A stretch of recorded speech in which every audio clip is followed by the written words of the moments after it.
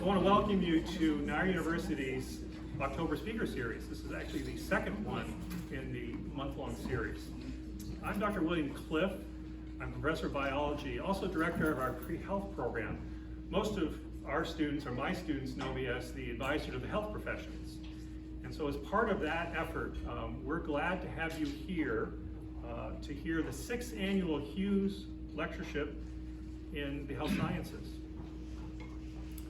So what is the Hughes Lectureship? Well, here gives you a sort of a snapshot of what the lectureship is and the design of it.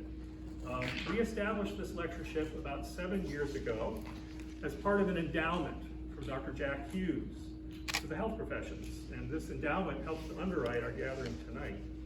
Among the other activities that are part of that endowment is this annual lectureship designed to recognize individuals who made outstanding contributions to the health sciences or to healthcare. And I'm going to pause at this point and say our speaker today fully qualifies there, and I think you're going to see that here tonight. She has made outstanding contributions to healthcare in the course of her work in her profession.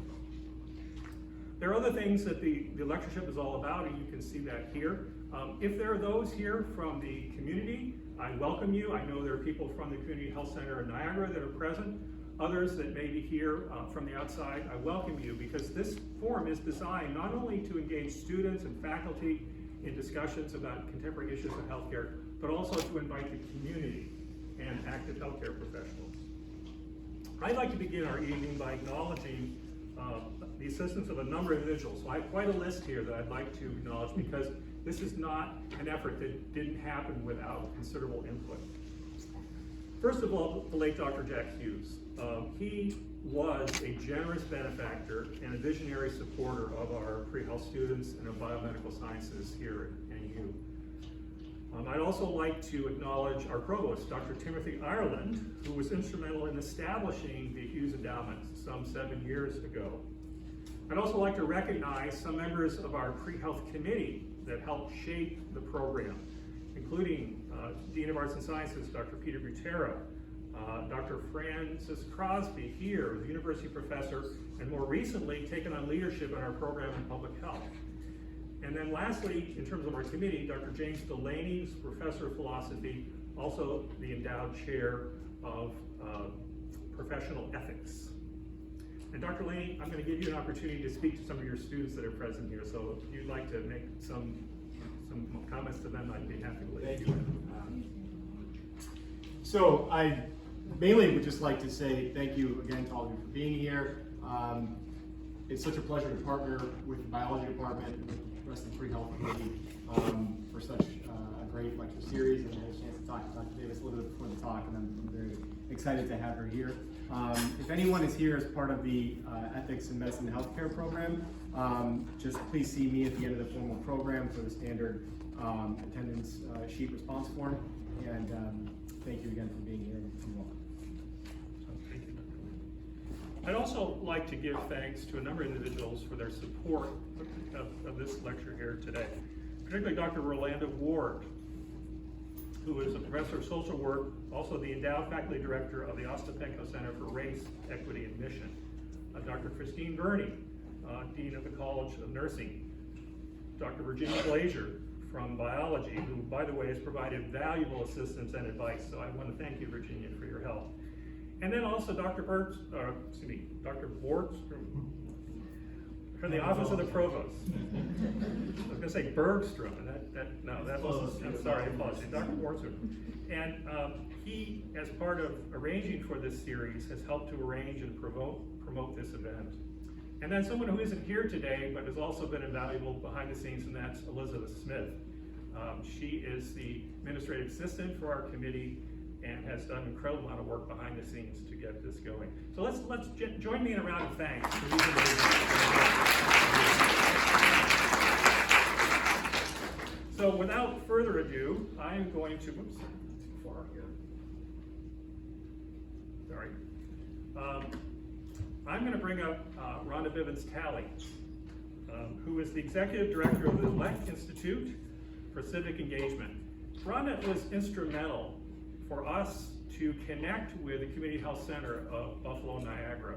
And so it's only fitting that I ask you to introduce our speaker. Thank you very much. So it is definitely a privilege and a distinct honor to be able to present Dr. Kenyani Davis today. She is actually truly a blessing to the communities that she serves, and I know firsthand about the great quality care that she provides. And I'm just going to read a few of the very impressive accomplishments that she has, because we only have so much time. Dr. Kenyani Davis, MD, MPH, is the Chief Medical Officer of the Community Health Center of Buffalo, a federally qualified health center serving over 20,000 patients annually in Erie and Niagara counties. Dr. Davis provides quality medical care to her patients, as well as leading clinical operations for CHCB's Buffalo, Cheektowaga, Lockport, and Niagara Falls healthcare facilities, in addition to a mobile healthcare unit, and leads CHCB's research efforts.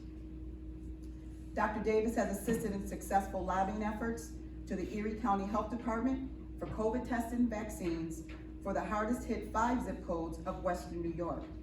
During the COVID-19 pandemic, she did this. Since 2019, she has continued to serve as the Director of Employee Health at UB, overseeing the medical needs and annual health assessments for over 800 residents and fellows.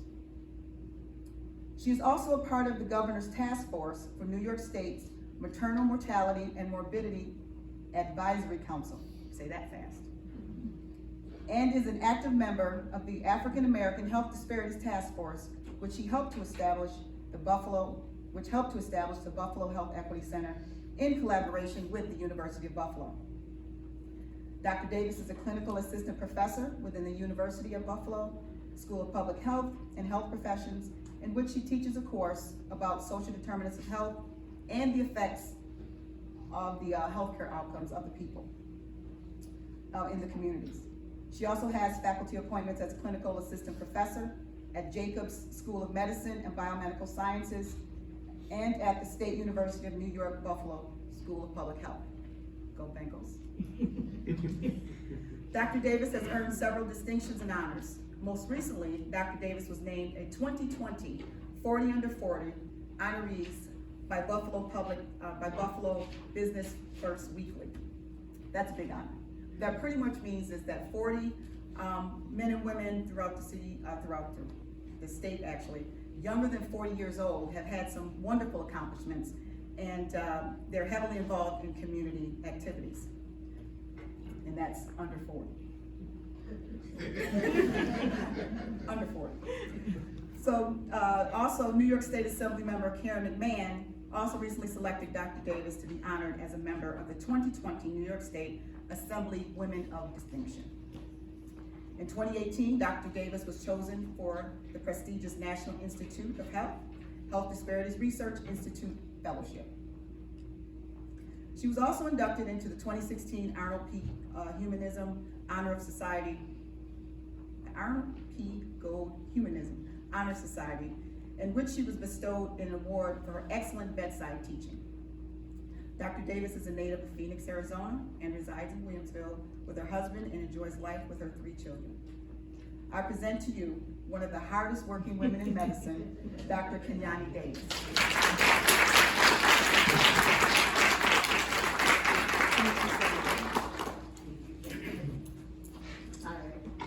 I need you with me everywhere I go, because I am humble. Like, I just walk right by. Good evening, everybody. Hello. So this is going to be an interactive lecture, because I think it's the only way to present the true work that we do at Community Health Centers of Buffalo. But before you can truly understand the essence of what we do at Community Health Centers of Buffalo, you have to understand the foundation. There's a few operational definitions, some concepts, some topics, because if not, it'll just seem like another health center, just another building. But it's not another building. So I'm gonna take you to my lecture days, so just bear with me. I know some of you guys have midterms, I do apologize. But it's not gonna be stats filled, because I thought to myself, who wants to hear a lot of stats when they're trying to cram other stats in their mind? But I wanna give you a snapshot, God willing, when you guys are done and you pass midterms, I'm gonna put that into existence. And you're out and you're working and making money and paying a whole bunch of taxes and trying to pay your student loans back. Because all those accolades come with student loans, by the way. With interest. With a lot. So I want you to understand that what you're doing matters. All those words on paper, the philosophy, the ethics. When you hear people say, we don't work in silos, it's kind of true. It's a team because the problems are big and the people are real. So I'm gonna take you through our journey of serving the community. Being of service and serving the community are two totally different things. McDonald's services my community. And they also increase cardiovascular disease and make me prescribe atorvastatin. They are servicing the community. They have a service and they give it. When you serve the community, it is done humbly, it is done respectfully, and it is done in collaboration with the community. So who am I? I don't even have to read the slides, so we're just gonna carry on. You did a great job. So back to my lecture days, my students always say, oh, Dr. Davis, where are your objectives? Because we're the objectives for the test. We're gonna fly through some of this stuff. But we're gonna discuss the difference between health disparities, health inequities, equality and equity, because it's very important. Because when you get into this work of health disparities, or you get into the work of working with an underserved population, you really wanna make sure you understand the difference. Because what ends up happening is you put together interventions or thought processes that you think are doing really well, but you kind of missed the mark because you really didn't understand what those definitions are. We're gonna spend a lot of time on social determinants of health. I know that people talk about, oh, place, person, things, but we're really gonna dive into not only what social determinants of health are, but why they exist. The background. This is what I like to call, how do we get here as a society? Why do social determinants of health exist? You didn't just wake up and they didn't just come. And the reason why it's important to understand the background and be able to put that into the context, especially as a public health officer and as somebody who practices medicine, you gotta know where to start. So you gotta know where your foundation is. Then we're gonna zoom it in to Niagara Falls so that you can see exactly where you're standing at. So when you're thinking about what are you gonna do with yourself? How are you gonna show up in this work? Where are you gonna start? Maybe starting in one of these zip codes that I'm gonna show you may be a good start. And then I'm gonna talk about Community Health Centers of Buffalo and what we do. So before we get there, how many people know about health disparities? Raise your hand. How many times have you heard that word? Like 50 million times, right? All right. Millions and millions of different definitions. I actually like this operational definition by the CDC. And the reason why I like it is because this word right here, preventable differences. Not only for disease, injury, or violence, but look at this, opportunities to achieve optimal health. If I rob you of your opportunity of optimal health, that is a health disparity. Can be defined by populations, cohorts. Health disparities, multiple factors. What makes up health disparities? Poverty, environmental threats, inadequate access, the list goes on. But look what I underlined here. Preventable systematic differences in the distribution of these three things: political, economic, and environmental resources. That's the name of the game, my friends.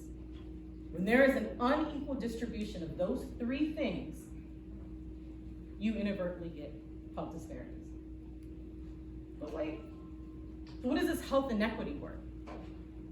Raise your hand if you heard health inequities. Yeah? You just raise your hand. Oh, you. There you go. Be confident in it. So what's the difference? So what's the difference between health disparities and health inequities? Because I want you guys to also be NIH fellows in health disparities research and understand the difference. Health disparities are differences in health outcomes. They are both differences in health outcomes. Disease, access of care between different populations. If I have two babies, one male, one female, one's bigger than the other, we can attribute it to the fact that one's a boy and one's a girl. I mean, is that some type of, God's master plan to make us inferior? I don't know about that. But it could be genetic, and it's unavoidable. Health inequities, however, which is the land in which we are in community health centers of Buffalo, is a difference. It's health, it's unnecessary, it's avoidable, and it's considered unfair and unjust. This didn't just happen by chance. Where do we see this at? Infant mortality, maternal mortality, systematic differences between political, economic, and environmental resources. And when it's unfair and it's unjust, it's health inequities. Health equity, health equalities, two totally different things. Health equity, you're removing the barriers. All right, so here's my favorite example. I'm a sneakerhead. I am a lover of Jordans. I feel like the best shoe in the world was the Jordan 11s, the black and reds, right? I wear a size 9 in females, right? So what if I got all of you guys a pair of Jordans, a size 9? I'm gonna pick on you, Peter. Are you a size 9 women's shoe? No? Not at all? Are you a size 9 women's shoe? You are, so me and you, we'll be all right. But Peter's out. Well, what do you mean? I just gave everybody the same $200 shoe. So think about that when we think about health. When we talk about access, when we talk about evidence-based medicine, and even as a physician, that's a big thing, evidence-based medicine. We just make everything equal. But is that truly what we're asking? If I just got done telling you that there are health inequities and that's where I live in, making stuff equal, does that solve my problem? Or do I just remove the obstacles? I love this. How many people have seen this chart before? It's like my everything, right? I think you can just put this chart up and just start talking, right? Equality. Let me give you an example. We have a high Medicaid population at the community health centers of Buffalo. Everybody gets the same Medicaid coverage. But guess what? I have somebody who has some back pain. They need to go see physical therapy. But guess what? For Medicaid, they can only do 6 visits, but they really need 12. They need 8. Everybody's got coverage. But that doesn't fit my patient's needs. I have to do a prior authorization to get them over to physical therapy, and it's a pain. It's about a 30-minute process. But I can also refer them to ortho for back surgery, but they'll pay for that. But that's my own nonsense. That's equality. What about equity? Equity is saying that patient that needs those 12 visits, maybe we should just give them those 12 visits within reason. But it's tailored. It's tailored to meet the needs. Now you say, you can't do that for everybody individually.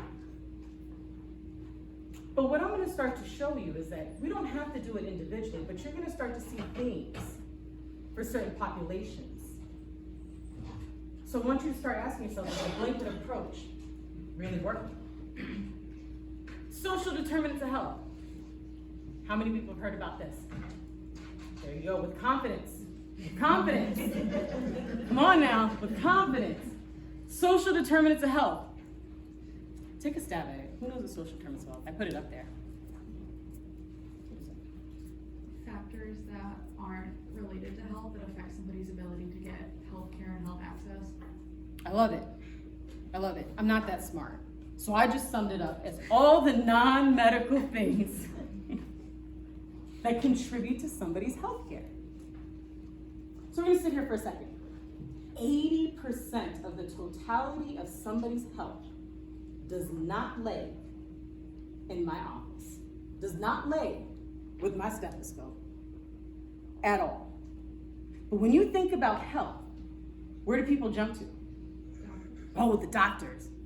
Those darn doctors, those MDs. And we got 20%. You know where the 80% live? The 80% live in your socioeconomic factors. Do you want to, in my opinion, however I can back it up with research, do you know what the most impactful one would be?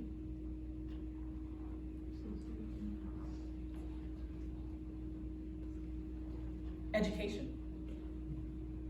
You know what education does? Education gives you what we call cultural capital. What is cultural capital? Cultural capital is the language that people talk that lets you know that you're a part of. Who does research in here? Raise your hand if you do research. With confidence. There we go. So if I started talking about RFPs and I started talking about hypothesis and I started talking about your data analysis and stuff like that, you would know what I was talking about. Roughly, but I'm in the humanities. There we go. I can kind of cheat. But you can get your way through. I can. Right? Cultural capital, right? Others in different disciplines, if you started to say something, I probably would have no idea what you're talking about. Cultural capital, where do you get that? Through opportunity, exposures, and education. Physical environment. Physical environment. You know what that is? It's your zip code. Your zip code determines your health. Why? Opportunities and exposure.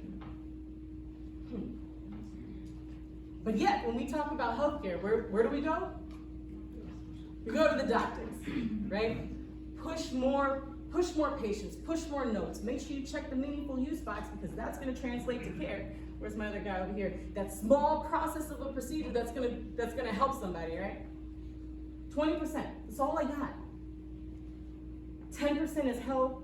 10% is genetic. So when you talk about social determinants of health, and I love this when I'm sitting in conferences or I'm sitting on panels and they say, well, we just have to create access for patients. Access to where?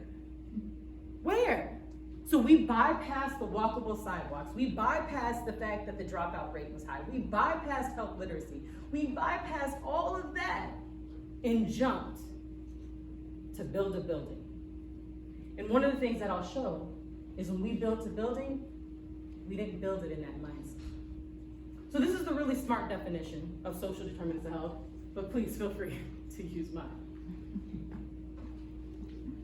So part of the social determinants of health are put into these 5 categories. If you guys are one of my students, you would have a quiz on this. I love them this much. Economic stability, education, social and community context, health and healthcare access, neighborhood, and built environment. Which one has the least bullet points? Health and healthcare. But yet, we talk about access, which is why we're not going to talk about access. We're going to talk about connectivity. So let's pause. This is where we do the break. So how did we get to social determinants of health? How did we get here? Where did they come from? Now, I don't profess to be a sociologist or anything like that. This is in the context of medicine. In my very simplistic understanding, all societies stratify. It's what we do. It's how we function. There's not necessarily anything wrong with stratification. I do it every day in my mind with algorithms. There's no other way to treat people. There's thousands and thousands of different diseases, thousands of different medication combinations. Most societies stratify on these top things: wealth, income, race. See that pesky thing called education? These are easy categories to stratify people on. And then throughout time, you have this ongoing assortment of how we continuously stratify. Now, why is that important? Because that stratification starts to make up my social determinants of health. The higher you go up, the differences in opportunities, the differences in power shifts, the difference in economic stability, the difference in those social determinants of health. And the lower you go down, the more complicated and complex those social determinants of health. There's three main assumptions when you're stratifying in an environment. That people are divided and they're ranked into categories. That unequal distribution, keep that in mind when we talk about those differences in disparities and inequities. And those criteria that the societies place those beliefs on. I was having a lovely conversation with another educator in the audience. And it's funny we had this conversation because this is the example that we use. Teachers. I'll tell you right now, there would be no Dr. Davis if there was not a 5th grade teacher named Mr. Leach. Because Dr. Davis could not memorize her times table to save her life. Do you hear me? And if you ask me something now, I probably couldn't tell you. 5th grade is an interesting age, right? You're either gonna learn to like school or you're not. There was a Mr. Leach who told my mom, her name is Carolyn. She said, Carolyn, I go by Kiki. I'm not gonna let Kiki fail. Bring her to my house and I will teach her. So I sat at Mr. Leach's table with his daughter at the time. She was small, she must have been 2. And his wife was cooking dinner and he would sit there and teach me my multiplication table. That's a lot of work. But yet we say, teachers, they make too much money. But what you don't see is you don't see the Kikis at Mr. Leach's table. You don't see the impact that that's had. And I wasn't his only student, but it's the beliefs of society that allows that stratification to happen, and it's the glue that holds that thought process together. Does that make sense? Does that make sense? All right. There's 4 basic principles for social stratification. But the thing I want to put in here, it's the belief system of the society. That is what holds it all together. So when you start to think about how people are divided on universal health care and commercial pain and all of that, it's the belief system. And I tell people all the time, don't be fooled. It's your belief system.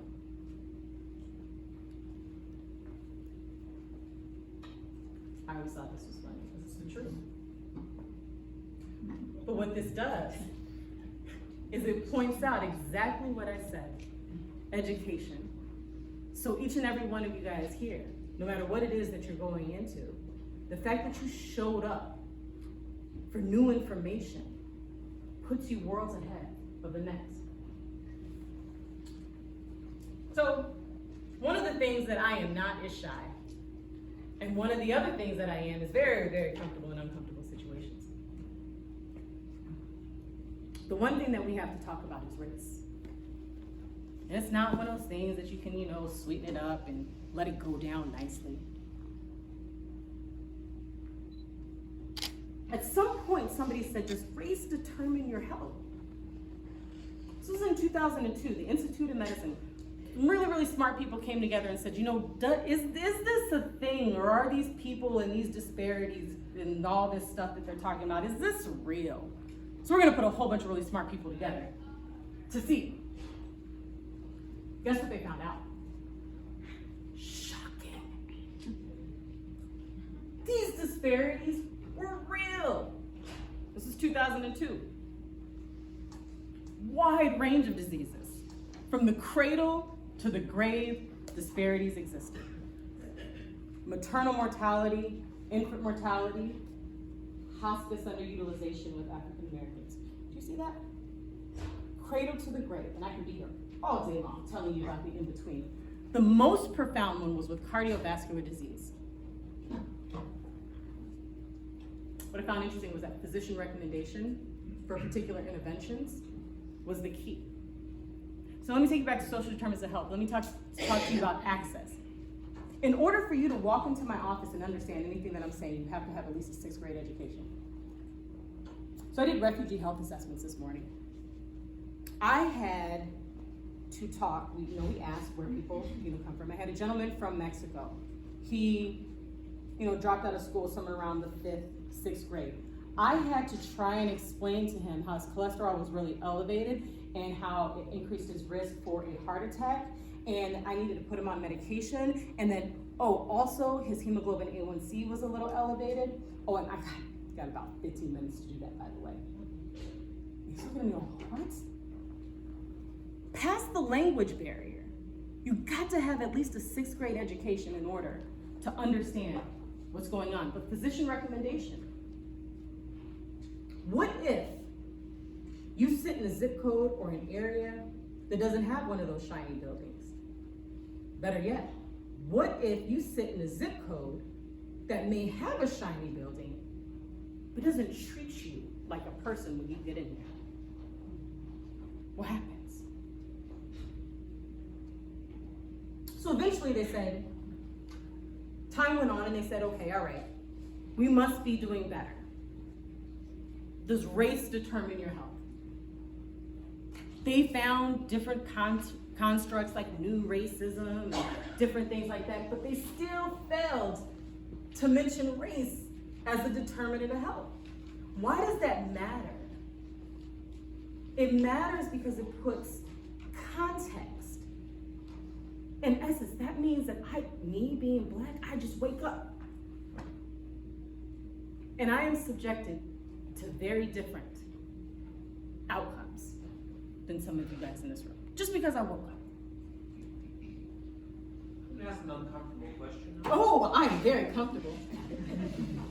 Little b or big B for Black? Little b or big B? And ask that, you probably can guess this, what I'm getting at, I'm hoping. Keep talking. I don't know. I'm a professor, you don't want to say that. I know. Keep talking, it's not a good thing. So there's a color, Mm-hmm. but there's, as you said, a class, a race, Yeah. and all these other things. And can we distinguish those two? Can healthcare professionals distinguish those two things? Is what I'm getting at, to some extent, So, is it big B or little b? I can tell you what it's not. It's not N, but. Well, let's hope not. Well, no, it should be N. You know what N should be? What? Neighbor. There we Because go. when it becomes neighbor, it changes the dynamic completely. It should be. It absolutely should be. I got to tell you, if I comment, it would be my own personal preference. And the truth is we throw around the context of Black and we throw around the context of African American. And I'm gonna tell you, I don't know what either one of those are. I don't know how you're African and American at the same time, and I don't know how you're a color either. So, I think it goes back to the notion of a lost race, a lost attachment to culture, a lost identity. So I will tell you, at least in my practice, it doesn't matter, because what I know is I know the health outcomes and determinants that are attached to it. But thank you.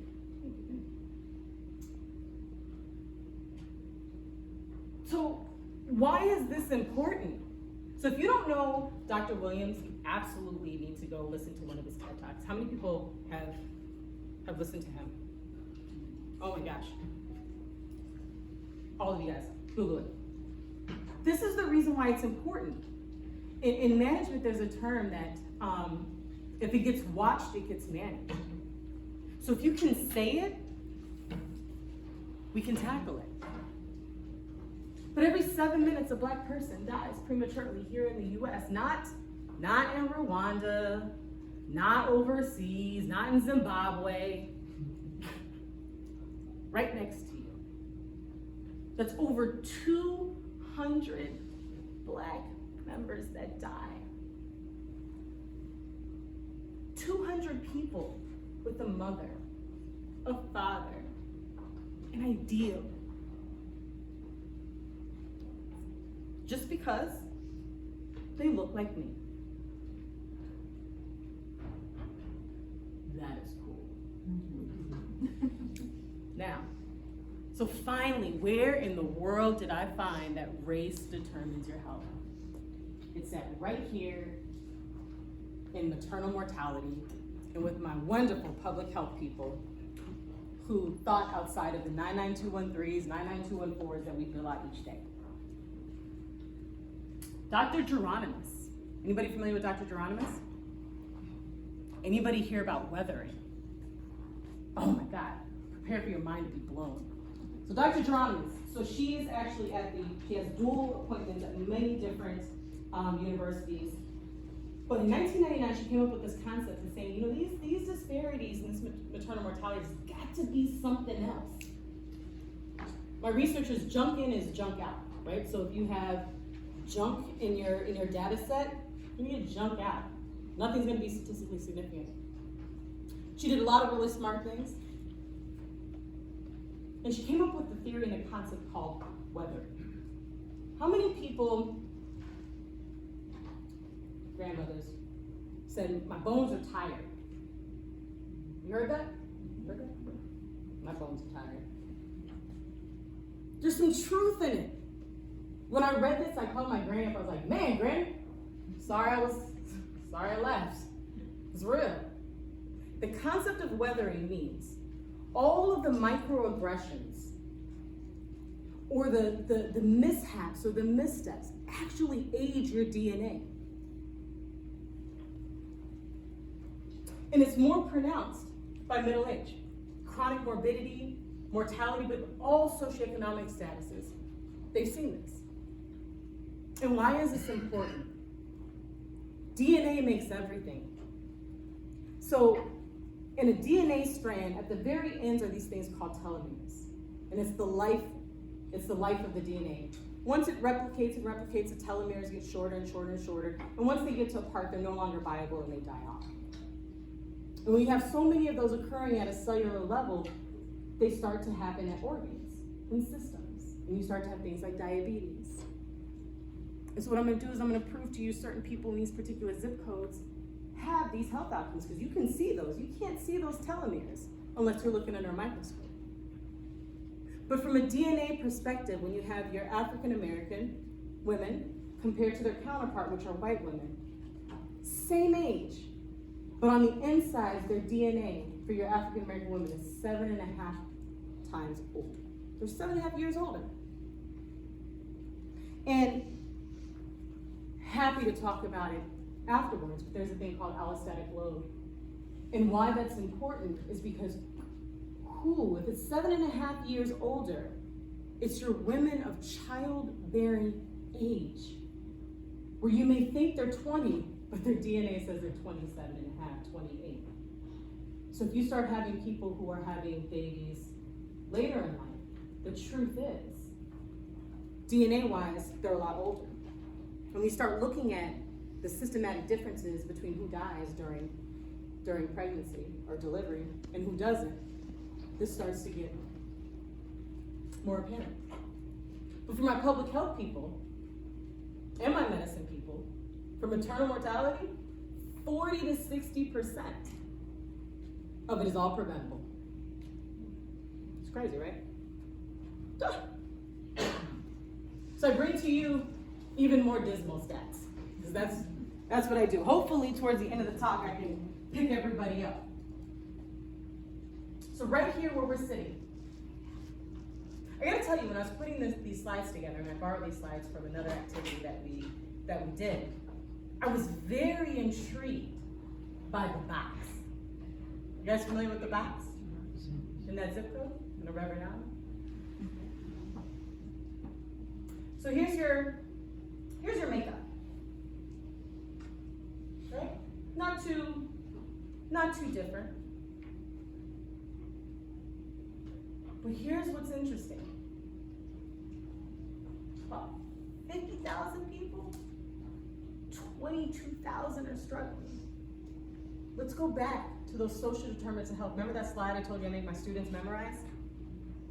So now let's put this into real life, because these are people. These are your neighbors. These are the people you work with. These are the people you are sitting next to.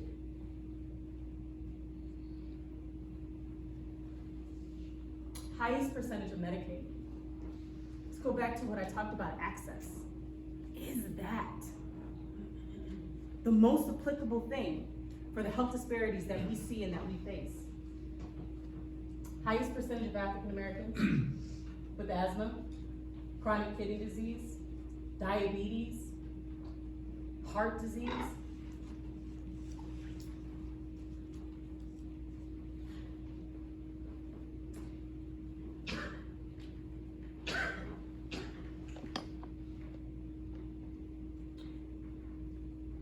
Let these stats sit in for a second, because I would love to tell you that it's different somewhere else. We all want to be different. But the truth is it's just as dismal in other places. But you didn't need me to tell you that. Is it infuriating? Yes. Is it hard to deal with on a day-to-day basis? It is. Is the work challenging? Yes. Is the work difficult? Yes. But the truth is if we don't have the same urgency, decency, and respect or intensity to close these health disparity gaps for our neighbors, it's only a matter of time until it creeps somewhere else. And you know what showed us that? COVID. COVID. When we were fighting for testing and vaccinations for not only Niagara Falls and Buffalo, for both places, you know who was showing up in both sides? Suburbs. They were there too. Because here's the thing, if you cannot tackle it and you're underserved, it is only a matter of time until it creeps outside. And we know this. Let's go back to our social determinants of health. The housing crisis. The housing crisis affected many people. It was devastating. I'm from Arizona. It was a hard hit time. A large percentage of African Americans, and it happened 10 years before the housing crash. Social determinant of health. Low birth weight. You know what I like about low birth weight? Low birth weight is a world indicator for my public health people. If you want to put different areas next to each other and see how they're doing economically, or you want to see how they're doing financially or their health outcomes, low birth weight is one of those. At one point in an area in Western New York, our African American women had lower birth weights than women in Africa.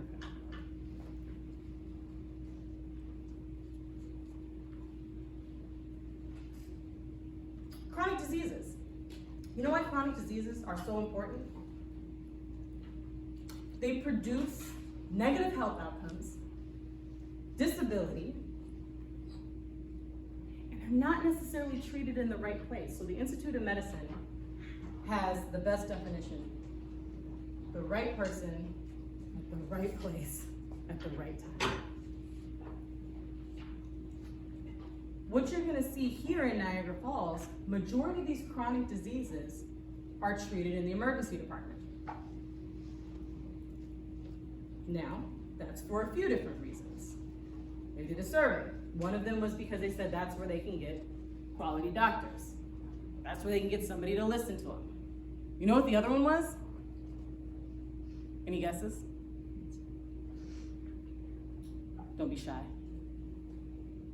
I'll tell you, childcare, social determinant of health. They didn't have childcare. The other one was hours. After hours, gotta work. So this is why I say expand your thoughts when you say, build a building and they will come, because sometimes it's not just about the building. Look at that. About 42% of African Americans on Medicaid visited the ED at least once in 2019. So when you start looking at these percentages, you gotta start asking yourself, What are these differences? Are they, and a lot of these, if you drill down into the research, they're statistically significant, which means that they are real. Their p-values are real.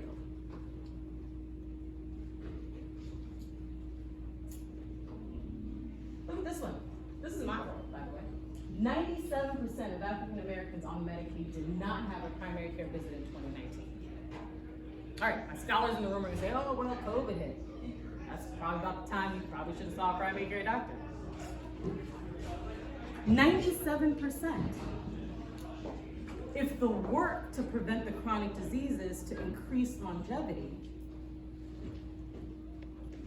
is inside of that primary care office, and we just got done seeing that a physician recommendation for particular services was the #1 key, but you have a population, 97%, who are without care. And that leads us to the community health centers of Buffalo. And why is all of that important? It's important because when this building was erected, and the conversation started in 2015, the conversation wasn't build a building of mahogany doors and tile floors, which they really do have mahogany doors. They're quite nice, by the way. It was about how do we change the neighborhood? How do we employ the community? How do we clean up what's around us? That's a different conversation than build a building and they will come. So once you build the building, you have to say, well, what are you gonna do in that building?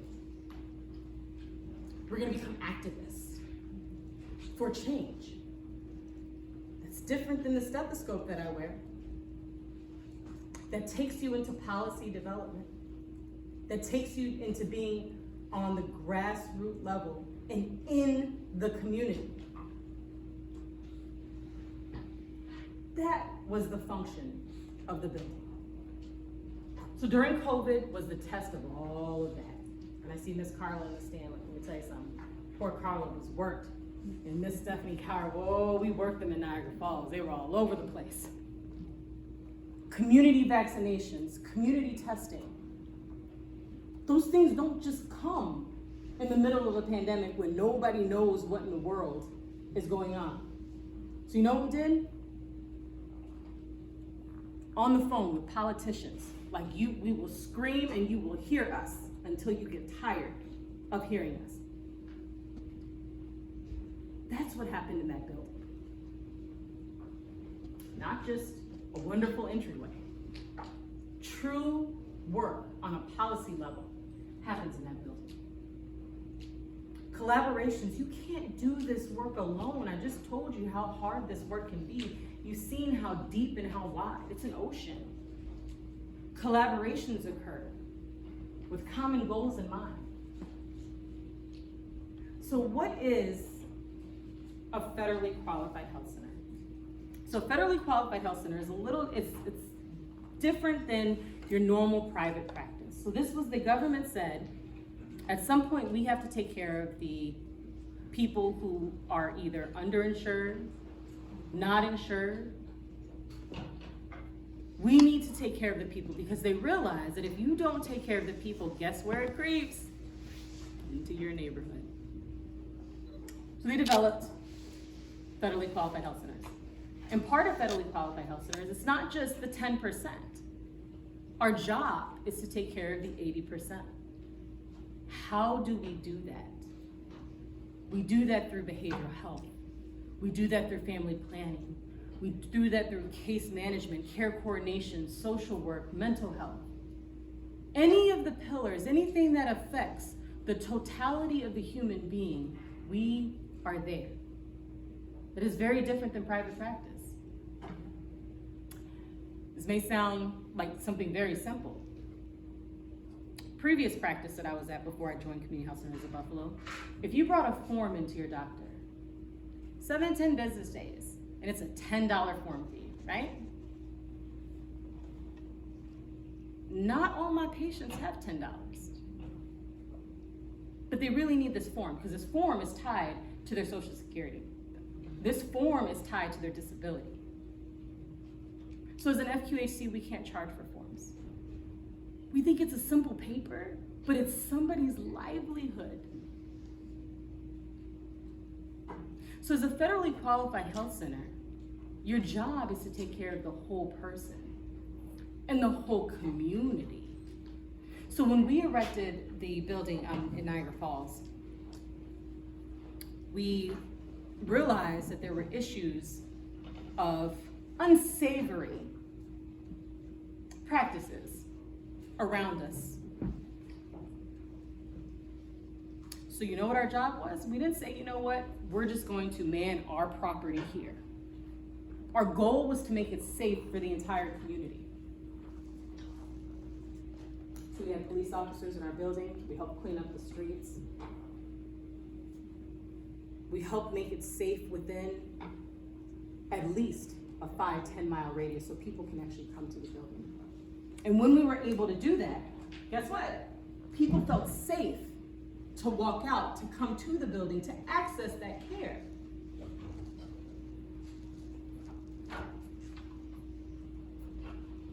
So, looks like we did something right.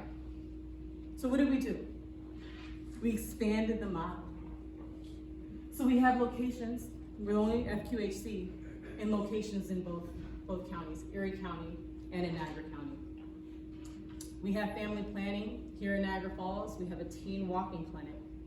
We do sex education. We do family planning, contraceptions, IUDs. And if you can't pay for it, it's free. Because healthcare is a human right. And that's the philosophy in which we practice, in which we govern, in which our policies reflect, the work reflects. Mental health. Since COVID, suicide rates have increased dramatically. And you know where people seek help? Nowhere. By themselves. And it cuts across all socioeconomic status. It cuts across all race, religion. Mental health. So we said there's an issue, there's a problem, so we're gonna bring mental health. Counselors. You don't have a primary care doctor, having a tough time, having thoughts, you walk into our clinic. A counselor's there. You need some medications, there's physicians there. Psychiatry. So we have telehealth psychiatry, but we just hired a psych NP who is present, so if you need a face-to-face person. Pediatrics. Take care of a lot of pediatric patients in Niagara Falls. Issues with paying your bills or just navigating through the system. We have case managers, we have care coordinators. And I gotta tell you, and I'm not just saying that just because I work here. We have went above and beyond even for people who are not our patients. Now that is a crazy thought, right? It's not getting paid for that. But what did I say? It wasn't about building a building in 2015. It was about transforming and changing a community. And you can only do that one step at a time, one person at a time. Build trust when you have a community where trust is not there already. So we actually documented our journey, and we actually premiered it here in this building. It was actually really nice event. So it was our Fight for Good. It was part 2. Phenomenal team of people. If you haven't seen it, I encourage you guys to see it. But it really talks about all the things that we talked about here. The social determinants of health, how it's impacted Niagara Falls, how COVID magnified all of them. And in closing, what I do want to do is I do want to actually show you the building, right? Because it does have the mahogany doors. I always feel like I have to put a blazer on when I walk in there. I have to be on my best behavior. But the one thing that I want you to think, and I want you to take away from that, is it's not, when you talk about a federally qualified health center, it's not about the building, it's about the mission, and it's about the intent. If you see a federally qualified health center, and you can find them in the building, that's not a federally qualified health center. They should be out where the people are. So, I just wanted to leave you with this and encourage you guys to visit us. Come in, stop in, say hi.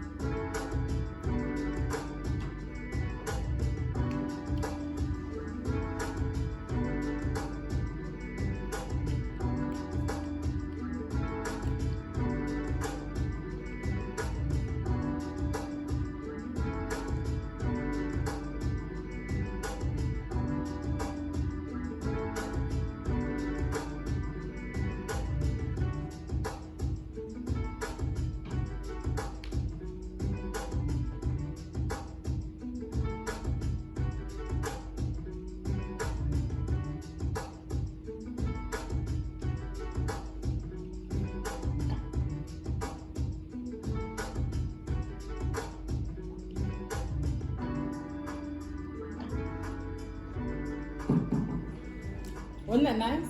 That was nice, right? My office don't look like that.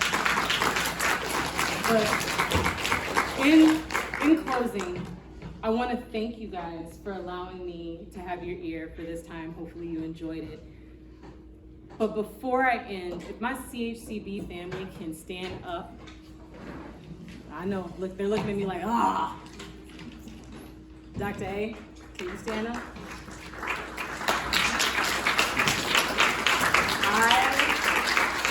I sincerely want to thank you guys for allowing me to live out my dreams every single day.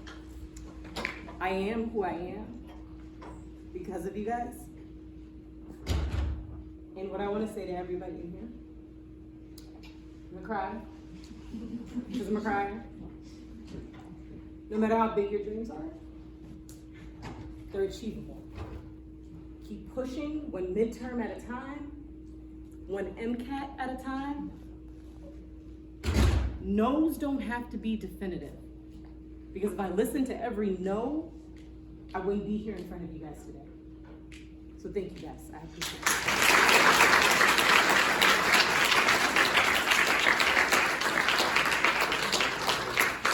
Yeah. So we're going to do something a little different perhaps. We're going to moderate the discussion. We're going to allow Dr. Davis to be able to answer freely without having to point. So both, and determine who's going to get the next comment or question. So both Rhonda and I are going to help out. So we're not here to interfere with you, but we'd like to make sure everyone has the opportunity to ask questions, to raise points. So who would like to begin our discussion here tonight?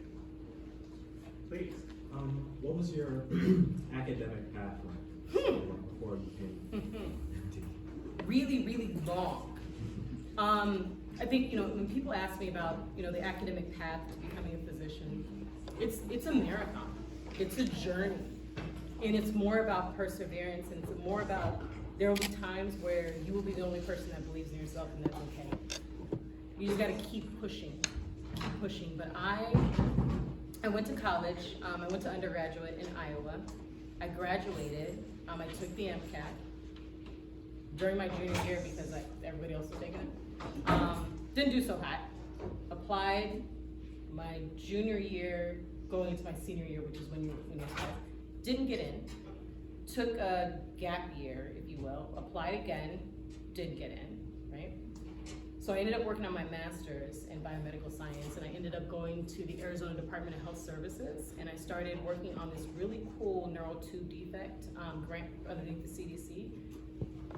Applied to medical school, didn't get in, that was the third time. Fourth time I applied, I got in. But what I learned through that journey was that in that time, there was a lot of growing that I had to do. There was a lot of exposure and opportunity. I wouldn't be an MPH in public health. I didn't know what that was. But I realized really what I wanted to do was more public health. I still wanted to do medicine, but I wanted to do it in the context of public health. So I did that.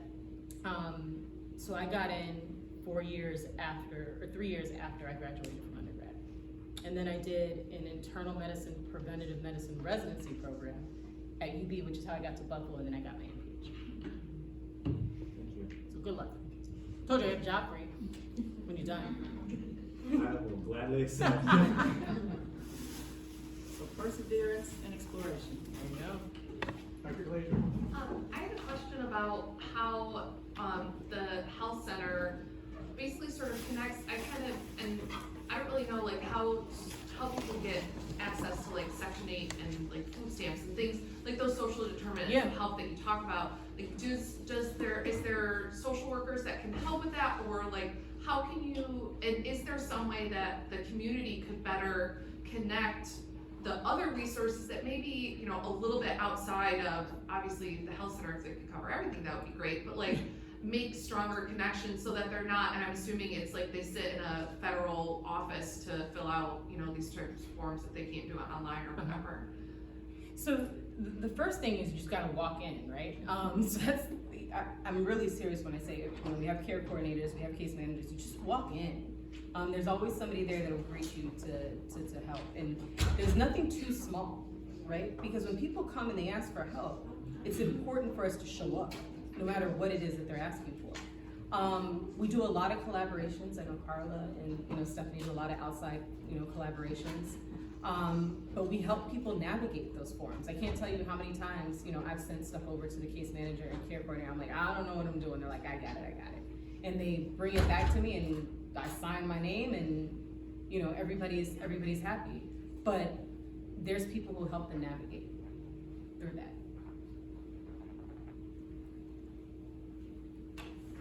Award. For another students and students. So Dr. Davis, thank you so much for this conversation with me today. And I think it's really important for our students who attend college, yet so close, Yes. right, to CHCN, but very well may not have an idea of the possibilities that exist for good health, right, in Highland. You brought up something that I think is really critical when we talk about disparities from cradle to grave. And, I think we think that maternal child health, you conquered it. And having had 2 friends in the last month, right, have stillborn births, early births that led to the baby dying, who are Black mothers, right? I think that it reminds us that we haven't conquered this yet on a race basis. And so I'm wondering for those who are pre-health in here, who are nursing majors in here, because we don't want to think about this as being just individualistic, that it was something that they did, right, that created the outcomes regarding their babies. But what is it that these nursing and these health majors need to know regarding their practice as medical, potential future medical staff that contributes to these outcomes that we see, because these women had no care. Absolutely. Right? All of But it. yet, right? But yet they still resulted in pregnancy that wasn't viable. Right, and that's an excellent question. Maternal mortality is an interesting thing because it cuts across all socioeconomic status, right? It does not matter. You can't buy your way out of it. I mean, look at Serena Williams and Beyonce. They all ended up with similar things, not deaths, but complications as well. But in my one slide, you see 40 to 60% of maternal mortality, and that's just the mortality part, is preventable. Majority of the time, I just gave you the top 3 reasons why people end up having adverse events after birth. And I think a lot of times we think about maternal mortality as the act of giving birth, but we actually calculate that past birth, past that delivery period. And a lot of times blood clots are the number one cause. Preeclampsia, which is hypertension, which is high blood pressure, which the African American population, there's a heavy disease burden of it anyways. But what we found in healthcare with it, it starts with implicit bias, which is number one, and practices that are not, standardized practices that are not implemented. So UCLA in California actually did a study where they actually standardized the process, right? So it took away, if the person's black, if the person's white, listen, if they're giving birth, you need to have a crash cart here. Do this checklist, do this checklist. They were actually able to decrease their maternal mortality. Because what did they do? They took the human error out of it, the human bias out of it. And I think as a healthcare provider, it's super important for us to understand that we are all humans and we all come from different backgrounds, but we all come from those same stratification models that I just talked about. It's the same with my med students. They did a recent study about med students, and they thought that black people had more pain than their counterpart. It's still real. And when I teach the residents and the medical students, they still have that same thought process, right? Things are very slow in healthcare. It takes about 10 years for things to get into the crux of stuff. So I think one of the great things for some of the nursing students that are out here is if you put it into your everyday practice, now as you're studying, it just becomes a way of life when you're ready to practice. Any other questions, Dr. Byrne? Not really a question, but just a comment. I also love this conversation, so thank you so much for coming out here. I think my number one takeaway from everything you said that I would impart on the nursing students is that you mentioned, don't think that it won't affect you just because you live with a different lifestyle, maybe in a different zip code, because it will creep into your life. And I'm an NP. I've worked in emergency medicine for a long time. I've seen what the emergency department looks like when people who can't get into their primary care providing offices have to come in for services. Yeah. And they do creep on, they come for very simple things because they don't have a system like yours to be able to go to for simple things like a runny nose or a cough or whatever. And as I practice now, I go into people's homes and I work for Landmark Health, and it's to try to alleviate the healthcare burden for individuals with multiple diseases who have to otherwise rely on places like emergency departments for their care. And so just reminding all of us that this is a burden of us all, for us all, even if it doesn't directly affect us all, it will directly affect us all. It'll get you. Do something, so thank you so much for sharing. Since poverty is cyclical and poverty affects education, what can we do as a community to bring greater education to the impoverished areas? I love that. That is awesome. One of the things that I have found is that we feel that the only way to get education and knowledge is to do it in four walls, right? Which is not true. Education is everywhere, just like art is everywhere. I'll never forget, I think I learned the most about medicine one day when I was at the health department and I was standing in line, and I always, prior to getting to med school, people are like, I want to be a doctor when I grow up, okay. And I remember some guy just talked my head off about the pathway to medicine. I learned so much standing in the line waiting for my sandwich. One of the things is that we have to understand is that when people aren't ready or they don't feel safe to go into areas like this, colleges can be very anxiety-provoking places. If you haven't grew up in a place where education is something that's instilled upon you, this could be very anxiety-provoking. So what you do is you slowly increase people's health literacy and then you put them into the right space. So I always say education is everywhere. God has given you a talent. God has given you the education. It is our job to now share it.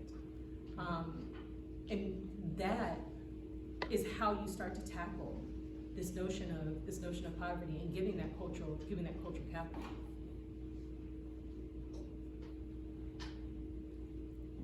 Yes, sir. Does the center itself do anything for the people that just can't get there? Like, I worked at a surgery center, and we have a bunch of patients come in with like taxis and stuff, but they pay for it themselves. I was wondering if you guys are any different, or like, do you guys pay for rides for anyone? Or?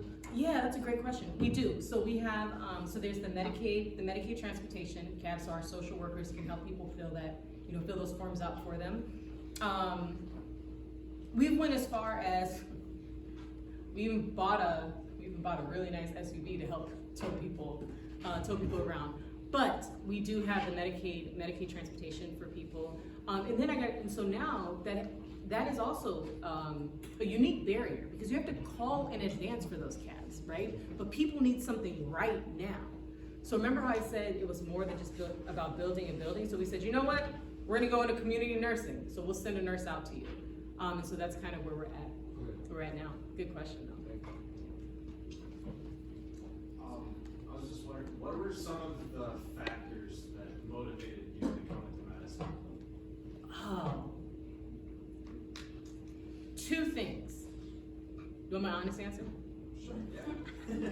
So two things. So my father was in medicine. He was going to school to be a nurse. So I always thought that was really cool. So my dad worked at night. My mom worked during the day. So when he went to school during the day, so Jamaican family, you don't believe in babysitters. They just take you along with them. So I got a chance to sit through his science class. So I thought it was pretty cool.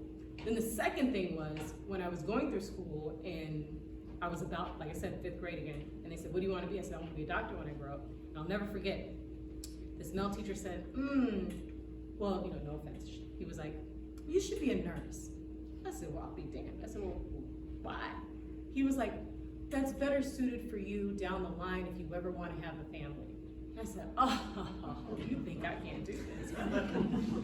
Watch me work. So I think those two things were huge motivating factors. Like you said, it's a journey, but what kept me through the process is that I always wanted something that was going to keep my interest that I couldn't master. You can never master medicine. You can't master this. So those are the things that kind of motivated me to continue to go on.